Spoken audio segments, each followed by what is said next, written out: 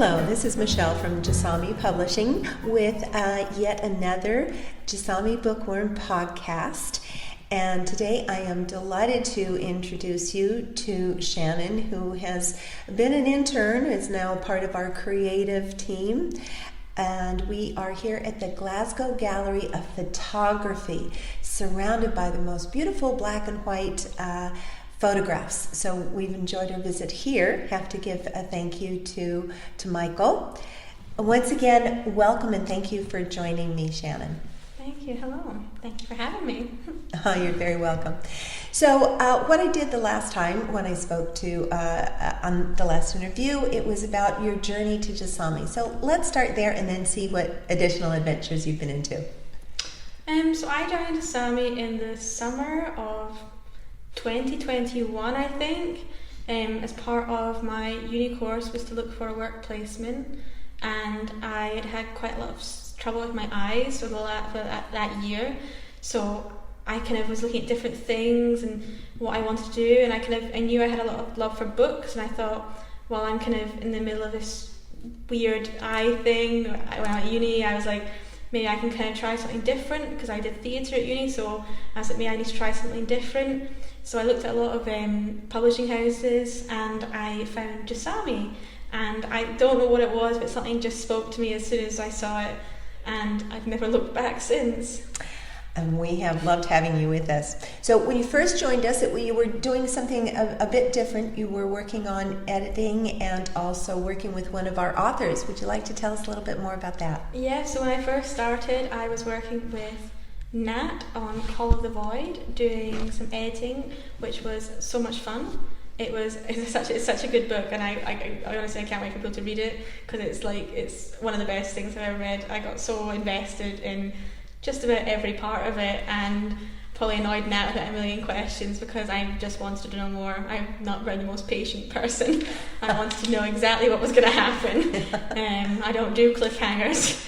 So it was a really fun challenge to kind of get started on something so much my interest and so good.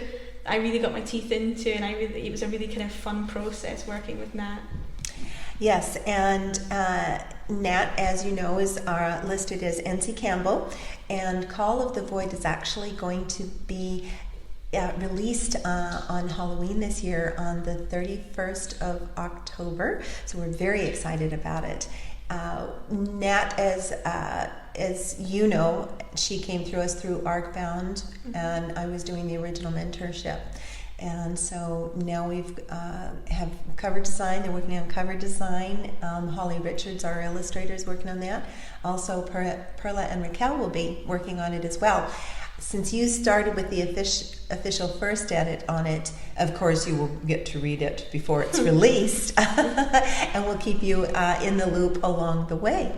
So after that, you graduated, had that excitement. How did you feel about that? It was a big end to a big journey, going through uni and lockdown and getting through it. It was a big part of it, and to graduate last summer it felt like a big relief to kind of be, I don't know, a little bit scary, but a big relief to kind of be ready to kind of start my own journey and to find out where I wanted to be in my next journey.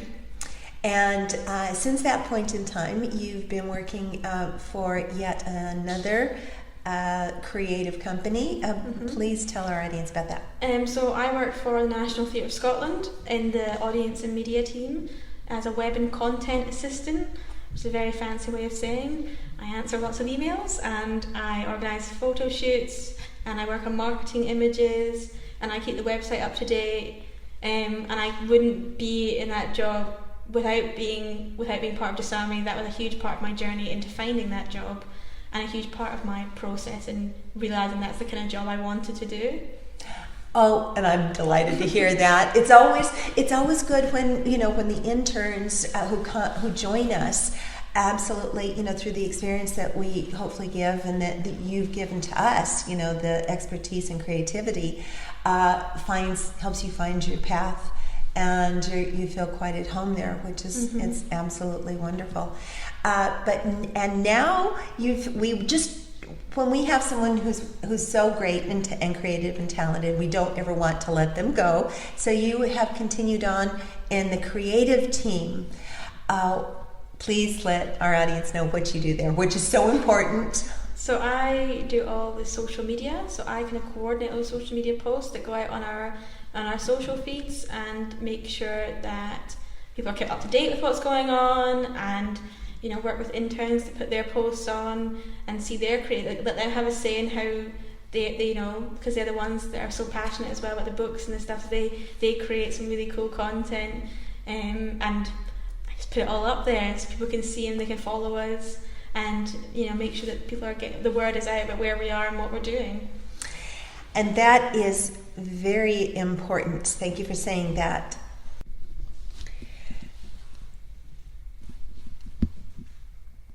So the basic part of Jasami, working with us, also does help create and expand the world, and what you provide, especially in the social media, is key to getting it out there, because I think everybody knows I'm not keen on the social media personally, but it's very important for our company as Jasami to get out there and to have the right message and to have the right, so people do understand our ethos and what's carried on.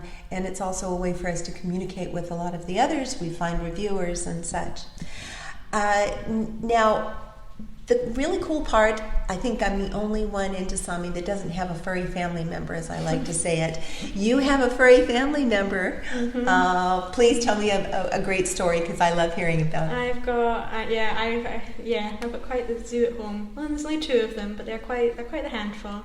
I have a very small dog called Jellybean, and a very horrible cat. He's not horrible, he's lovely in his own way, called Jam. And they're the bundle of chaos, the pair of them. My cat only likes my dog. He hates everything else. My dog does not always like my cat. They do fight like siblings, and I do tend to find them running around, trying to keep my sanity when I deal with them. But they're really great. I don't know what I'd do without them. They definitely keep life interesting. I often find my cat hanging from different parts of my walls, and the dog looking awfully guilty about something. So it's usually a case of tracking down what they've done. Now, I've met Jellybean, and I have to say, I can't imagine a more adorable dog. What kind is he again? A mystery. She's a mystery of all sorts. Oh! She is, they think, a Jack Russell Pomeranian, but they're not entirely sure. She came from a lovely old family, an older man and his wife in Northern Ireland, and their dog had got out and had an accidental litter of puppies, and they just want them to go to good homes. They couldn't tell what she was or what she would be or how big she would be. She was only 25 pounds, so I took the risk, and I've ended up with a very, very, very lovely tiny dog who is got the best personality and is amazing. She's quite amazing. I do love her personality, absolutely. As I said, she is so adorable. I always mix them up. The cat, the he, and Jellybean is a she. She has such a lovely wee personality, and she's so docile and loving. Now, Jellybean and Jam are really cool names. How did you fix on those? So Jellybean, there's 2 stories. The reason I tell people or the real story. I usually tell people it's because she was really small when I first picked her up, and she was really cute, and she was just like a jellybean. But in actuality, it's from Riverdale, which is a TV show that was, I will hold at one point, very good, and then got really, really bad, and has really, really, really got bad.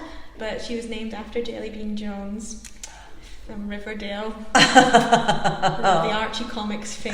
Oh wow, that's fantastic! Yeah. Oh, because I was trying to think of that, because I know that Veronica, Riverdale. Oh, I remember, because I absolutely yes, and Veronica, Betty, Archie, and Jughead. Jughead's little sister's Jellybean. Oh, I had forgotten all about that. So that's where Jellybean got her very, very dignified title. Oh well, yeah. But she is so sweet. She suits it. She really does. But it's not the best. It's when I meet people, I have to sort of. I usually tell them the cute story first, and then hit them with the Riverdale along the line. When they know that, Yeah, yes. when they've got the idea. I had to say Archie and Jughead for me to remember it because I couldn't remember the name of the city. Yeah. But that's really cool. All right, so now the cat that has a little bit of a different personality, Yeah. how did he get the name Jam? So Jam was a funny one because when I first picked him up, he was supposed to be a girl, and we were going to call him Valentine. And then he was really unwell for a long time, and I was like, it just doesn't look like he just didn't suit it. And so I was looking at names, and then I was like, jelly bean and jam sound like a really good sandwich. And I was like, well, and then we found out he was a boy, so I was like, well, it's not that Jam's any more masculine than Valentine. But I thought, well, it sounded better together, I think, and I could have gone with a J theme and a food theme, so who knows what any other poor animal would be called next. If you have a third one, oh yes, because you Yeah. have to stick I've got a theme with now. the alliteration Yeah. of the J's, so that does. Started something. The Jasami family, well, Jasami teams, all have furry family members. Of course, everyone knows Holly has with Hunter and Echo, and I know, and Isadora. Oh, I can't remember the name. She's got a cat. So they all actually have really cool, and they're. I think it's really important with the family members because they provide the support, especially during, what everybody's been through with COVID and such. And I'm sure that their antics would lead to a book at some point in time. Hint, hint, hint. I think The Adventures of Jellybean would be a good story because she's everywhere. Oh. She's been everywhere. She's done everything. She goes to the theatre. She goes to work. She's got a 9-to-5 life. She goes out and about and she sees things, and she has as many experiences as I do. Okay, that's true. And now we have to have, because I can see Jelly Bean as the main protagonist in it, and from her point of view. Oh, all right. Note to self, we will have this conversation, Shannon. See, I always like to get you into... So with your expertise, you're also advising us on other areas. So it's social media and such. What do you see in your future for work? Do you have more adventures you want to go for, or...? It's always hard, this one, because I think to myself, I have no idea who I'll be when I wake up tomorrow, never mind in a year's time from now. I think for me, I think my goal in my life at the moment is to find things that still bring me joy, and to do the things that bring me joy. And I think that's really important in life now. And I was like, there's so many things I want to do. I'd love to travel a bit. I'd love to go to Canada. I think I'd love to go and live in Canada for a bit. I think there's something about that's just some sort of pipeline dream that I've always wanted. I love my job where I am now. I feel really lucky. I love what I do now. I feel really settled and lucky to be where I am. I'd love to carry on doing what I'm doing, keep on learning and kind of growing and doing as much as I can. I think books have always been my passion, and I think I want to keep that as something I want to do for the rest of my life, and making sure that the next generation, as we move into a very much technology heavy generation, that the kind of the feel of a book in the hand is not lost, and the love for that, because I can't imagine life without bookstores, books, and people telling stories. It's how people connect. So I think that I'm going to keep following that path, and who knows where I'll go. I love it when you've expressed it so well about adventures and living each day and enjoying each day, because we never know, what we've been through the last few years, we never knew that was going to happen. So now that we can get out there, I love to hear you say about Canada. I am a bit biased since that's where I was born. However, it is so beautiful. So we'll chat about locations of where to visit, kind of thing. And obviously you are an integral part of the Jasami team, and the advice and insight you give us into social media and areas that we can explore as we have further adventures coming along with us, which we will just a little foreshadowing for our listening audience that we've got lots of cool projects coming up. And as I said, working with new charities, we have a new cancer charity and such. So I'm going to put you on the spot. Sorry, I always do this towards the end. We always have a little shout out. So who would you like to give a little shout out to today, Shannon? I think my mum. She's my biggest supporter. You know, we've been through a lot together, and I think she's always really been there, and she's always really been my biggest cheerleader. So, hi mum. You know, I think she's always been super keen on like seeing me succeed and, you know, being part of the things that are important to me, and I know it means a lot to her when I do things that bring me joy, it makes her happy. So Well, I'm very thankful to her myself because you are, as I said, it's your creativity, your enthusiasm, your knowledge, and that is so important to Jasami, and I hope you know how much that we do appreciate that. So we do, and that's why we, you know, you can go and visit other places, but we will keep we'll keep that touch in there.